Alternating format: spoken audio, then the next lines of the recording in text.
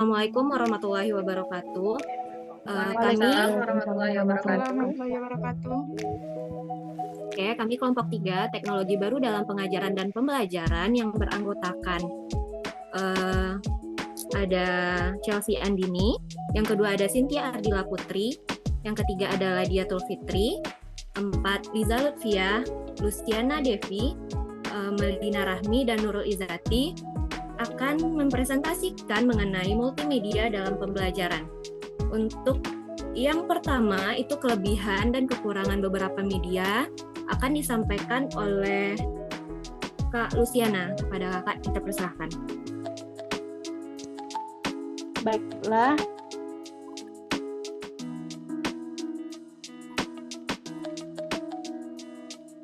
Baiklah, saya akan membacakan kelebihan media audio.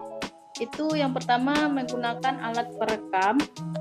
Program audio digunakan sesuai dengan kebutuhan pendengar atau pemakai. Misalnya, pemakaian audio untuk belajar bahasa Inggris yang pemakainya dapat dilaksanakan kapan dan di mana saja. Kemudian, media audio dapat melatih siswa untuk mengembangkan daya imajinasi yang abstrak. Yang ketiga, misalnya media audio dapat menstimulus partisipasi aktif para pendengar. Misalnya sambil mendengar siaran, siswa dapat melakukan kegiatan lain yang menunjang terhadap pencapaian tujuan. Selanjutnya, yang keempat, kelebihannya itu program audio dapat mengunggah rasa ingin tahu siswa tentang sesuatu sehingga dapat menstimulus kreativitas. Yang kelima, media audio dapat menanamkan nilai-nilai dan sikap positif terhadap para pendengar yang sulit dicapai dengan media lain. Kelebihan yang keenam, media audio dapat menyajikan laporan-laporan yang aktual dan orisinil yang sulit dapat dicapai dengan media lain. Yang ketujuh, program audio dapat mengatasi batasan waktu serta jangkauan yang sangat luas. Nah, itu merupakan kelebihan dari media audio. Selanjutnya, kekurangan media audio. Nah, di samping kelebihannya, yang pertama itu sifat komunikasinya satu arah, only way communication. Dengan demikian, sulit bagi peserta pendengar untuk mendiskusikan hal-hal yang sulit dipahami. Untuk mengurangi kelebihan tersebut, bisa diatasi dengan menggunakan telepon. Yang kedua, kekurangannya itu media audio yang lebih banyak menggunakan suara dan bahasa verbal hanya mungkin dapat dipahami oleh pendengar yang mempunyai tingkat penguasaan kata dan bahasa yang baik.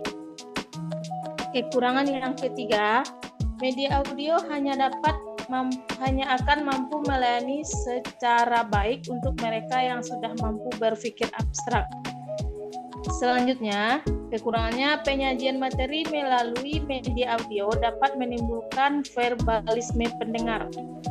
Kemudian yang terakhir, kekurangannya itu media audio yang menggunakan program siaran radio biasanya dilaksanakan serempak dan terpusat sehingga sulit untuk melakukan pengontrolan.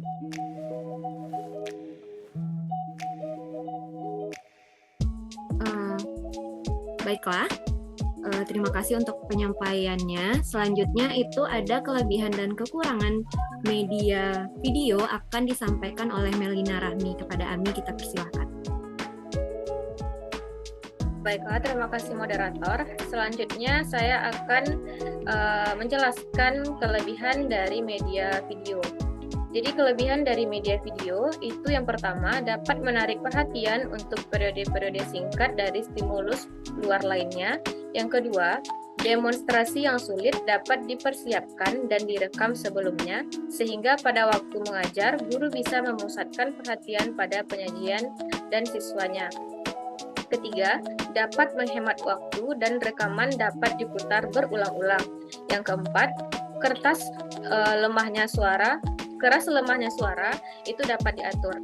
Kemudian yang kelima, gambar proyeksi dapat dibekukan untuk diamati. Yang keenam, proyek yang sedang bergerak dapat diamati lebih dekat. Selanjutnya, kekurangan dari media video. Yang pertama, komunikasi bersifat satu arah dan perlu diimbangi dengan pencarian bentuk umpan balik yang lain. Yang kedua, kurang mampu menampilkan detail objek yang disajikan secara sempurna. Yang ketiga, memerlukan peralatan yang mahal dan kompleks. Demikianlah presentasi dari saya kembalikan kepada moderator. Baiklah, terima kasih untuk penyampaiannya. Selanjutnya itu kelebihan dan kekurangan MediaTek akan saya jelaskan sendiri. Yang pertama itu kelebihan dari MediaTek. Pertama, siswa dapat belajar dan maju sesuai dengan kecepatan masing-masing. Materi pelajaran dirancang sedemikian rupa sehingga mampu memenuhi kebutuhan siswa baik yang cepat maupun yang lamban membaca dan memahami. Namun, pada akhirnya semua siswa diharapkan dapat menguasai materi pelajaran itu. Kelebihan yang kedua itu di samping dapat mengulangi materi dalam media cetak, siswa akan mengikuti urutan pikiran secara logis. Yang ketiga ada perpaduan teks dan gambar dalam halaman cetak dapat menambah daya tarik serta dapat memperlancar pemahaman informasi yang disajikan dalam dua format verbal dan visual. Di samping ada kelebihannya, pasti ada kekurangan. Kekurangannya itu yang pertama ada sulit menampilkan gerak dalam halaman media cetak.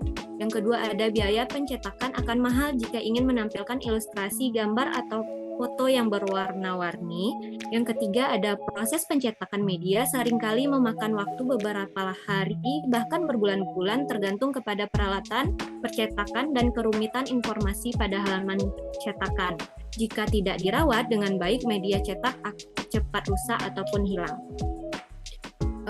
Selanjutnya, itu tentang kelebihan dan kekurangan media visual akan dijelaskan oleh Kak Chelsea. Kepada kakak, kita persilahkan.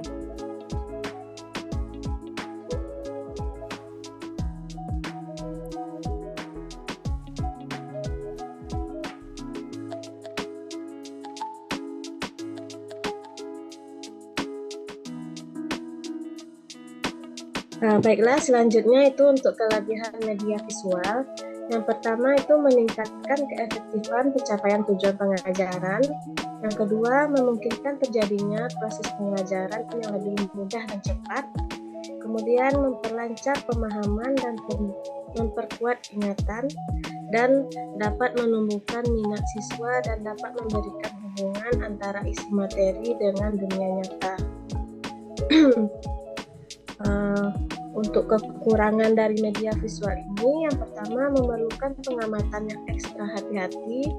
Pesan atau informasi yang panjang atau rumit mengharuskan untuk membagi ke dalam beberapa bahan visual yang mudah dibaca dan mudah dipahami. Dan perlu adanya keterpaduan yang mengacu kepada hubungan yang terdapat di antara elemen-elemen visual, sehingga ketika diamati akan berfungsi secara bersama-sama. Untuk selanjutnya saya kembalikan kepada moderator. Baik, terima kasih untuk penyampaian materinya. Selanjutnya itu materi tentang cara mengintegrasikan media audio, visual, teks dan visual dalam pembelajaran. Itu akan disampaikan oleh Liza. Kepada Liza, kita persilahkan. Baik, terima kasih waktunya. Kepada moderator, saya lanjutkan materi mengenai cara pengintegrasian media audio, video, teks, dan visual dalam pembelajaran, yang mana media pembelajaran yang didesain dengan menggunakan berbagai media secara bersamaan seperti teks, gambar atau foto, film atau video, dan lain sebagainya, yang kesemuanya saling bersinergi untuk mencapai tujuan pembelajaran yang dirumuskan sebelumnya. Untuk mencapai tujuan pembelajaran tersebut, maka perlu dipertimbangkan beberapa faktor. Adapun faktor tersebut seperti karakteristik peserta didik, strategi belajar mengajar, organisasi kelompok belajar, alokasi waktu dan sumber, serta prosedur penilaiannya juga dipertimbangkan sebagai pendekatan praktis. Media pembelajaran sebagai komponen pembelajaran perlu dipilih sedemikian rupa sehingga dapat berfungsi dengan baik dan efektif untuk mencapai tujuan pembelajaran tadi.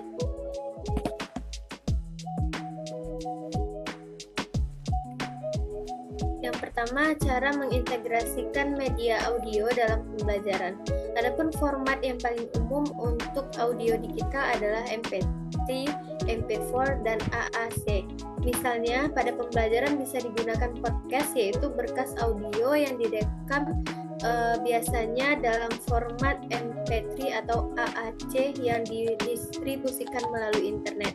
Cara pengintegrasian tersebut, yang pertama, tentukan tema atau topik pembelajaran. Yang kedua, merencanakan konsep audio. Yang ketiga, membuat storyboard seperti apa konsep yang akan kita sampaikan. Lalu yang keempat, proses perekaman audio. Dan yang kelima, proses mengolah dan mengedit audio.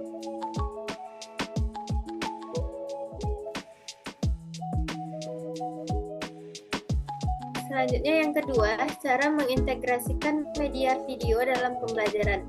Produksi video kreasi peserta didik juga selaras untuk mendukung pencapaian standar belajar peserta didik, membangun keterampilan nyata dan yang diperlukan untuk karir abad ke-21, yang mana abad 21 ini peserta didiknya erat kaitannya dengan gadget atau kehidupan di dunia pemayanya. Contoh video yang dapat dibuat misalnya objek yang terlalu besar untuk dibawa ke dalam kelas, maupun yang terlalu kecil untuk dilihat dengan mata telanjang, maka dapat dipelajari peserta didik melalui video. Adapun cara membuat media video, yang pertama, tentukan tema atau topik pembelajaran. Yang kedua, merencanakan konsep video. Yang ketiga, membuat storyboard. Yang keempat, proses perekaman atau tag videonya. Lalu yang kelima, proses mengolah dan mengedit video. Sekian penjelasan materi dari saya kembalikan kepada moderator. Baiklah, terima kasih untuk penyampaian penyampaian materi. Yang selanjutnya itu akan disampaikan oleh Cynthia. Kepada Cynthia kita persilahkan. Baiklah, terima kasih kepada moderator. Untuk materi selanjutnya itu cara mengintegrasikan media teks dalam pembelajaran. Bahan teks diintegrasikan dalam pelajaran melalui tugas berbasis proyek yang dapat dibagikan selama diskusi di kelas, dalam proyek, peserta didik, dan proses penilaiannya. Bahan teks ini dibagi menjadi dua jenis, yaitu teks sastra dan teks informasi. Contoh teks sastra sendiri itu berupa cerita, drama, puisi, dan mitos, sedangkan teks informasi itu berupa buku teks, sumber non-fiksi, dan lainnya. Guru harus memastikan bahwa peserta didik memahami pesan yang dimaksudkan dari sumber teks tersebut. Untuk mengintegrasikan media teks dilakukan secara beberapa tahap. Yang pertama, menyediakan referensi yang konkret. Yang kedua, membuat ide abstrak yang konkret. Kemudian, menggunakan pointer visual dapat berupa warna, kata, panah, icon, bayangan, dan animasi. Kemudian, penerapan media pembelajaran audio. Ini dalam proses pembelajaran dapat diterapkan dalam bentuk podcast tentang perubahan lingkungan atau isu terbaru terkait sains. Ini dicontohkan dalam perubahan lingkungan. Kemudian, radio sains, internet terkait isu-isu hangat tentang sains. Itu yang dapat diterapkan dalam media pembelajaran berbentuk audio. Kemudian, penerapan media pembelajaran berupa video. Video pembelajaran terkait materi yang akan dibahas yang bisa menggantikan penjelasan guru ketika tidak hadir di kelas. Jadi nanti videonya bisa disajikan di kelas atau melalui gadget masing-masing peserta didik jika guru tidak hadir di kelas ataupun hadir di kelas. Kemudian, virtual field trip. Peserta didik bisa mengikuti perjalanan dari suatu video terkait penelitian suatu objek alam. Jadi melalui video nanti bisa diaplikasikan, jadi peserta didik tidak harus terjun langsung ke lapangan, jadi dapat menerima pengalaman langsung dari video yang disajikan. Kemudian membuat video abstrak atau yang sulit dijangkau, misalnya membuat video animasi sel, virus, dan DNA. Misalnya untuk sel itu tidak semuanya dapat dilakukan praktek langsung, jadi melalui video peserta didik tetap dapat memahami animasi sel, virus, dan DNA secara langsung walaupun tidak dipraktekkan secara langsung. Baiklah, saya kembalikan kepada moderator. Baiklah, terima kasih untuk penyampaian materinya. Yang terakhir itu ada tentang penerapan media pembelajaran teks akan disampaikan oleh Nurul Izzati. Kepada Nurul kita persilahkan. Baiklah, terima kasih kepada moderator. Selanjutnya penerapan media pembelajaran teks. Yang pertama, membuat bahan ajar atau booklet yang menarik terkait materi, baik online maupun offline, misalnya flipbook atau bahan ajar yang di-share di platform belajar lainnya. Lalu ada LKPD terkait materi yang membantu pembelajaran saat praktikum ataupun diskusi kelompok. Lalu ada poster, pamflet, majalah, dan lain-lain sebagai produk hasil belajar yang didapat, misalnya poster bahaya pergaulan bebas dan lain-lain. Penerapan media pembelajaran visual. Yang pertama, mengaplikasikan bagan, poster, foto, dan media visual lainnya untuk menjelaskan materi. Dalam pembelajaran dapat menerapkan pula media visual dengan metode puzzle, lalu mengisi bagan yang kosong pada gambar, lalu dapat diaplikasikan dalam tugas produk peserta didik yang memiliki gaya belajar visual. Mana penerapan media visual pembelajaran visual tersebut? Penerapan media pembelajaran visual tersebut dapat diterapkan dalam pembelajaran berupa foto, ilustrasi, flashcard, gambar pilihan, dan potongan gambar, film bingkai, film rangkai, OHP, grafik, bagan diagram, poster, dan peta. Baiklah, saya kembalikan kepada moderator. Baiklah, itulah penyampaian dari kelompok kami mengenai multimedia dalam pembelajaran. Bisa kita simpulkan bahwa multimedia dalam pembelajaran itu apapun bentuk medianya pasti akan memiliki kekurangan dan kelebihannya masing-masing. Itu tergantung kita nantinya sebagai seorang pengajar itu memilih media apa yang nantinya akan cocok untuk peserta didik kita dilihat dari karakteristiknya maupun cara belajarnya. Dan kita juga harus mampu mengintegrasikannya dalam proses pembelajaran di kelas nantinya agar setiap tujuan pembelajaran yang kita harapkan dapat tercapai dengan baik. Baiklah, itulah presentasi dari kelompok 3. Jika ada kesalahan atau kekurangan dalam penyampaian kami mohon maaf, kami tutup. Assalamualaikum warahmatullahi wabarakatuh.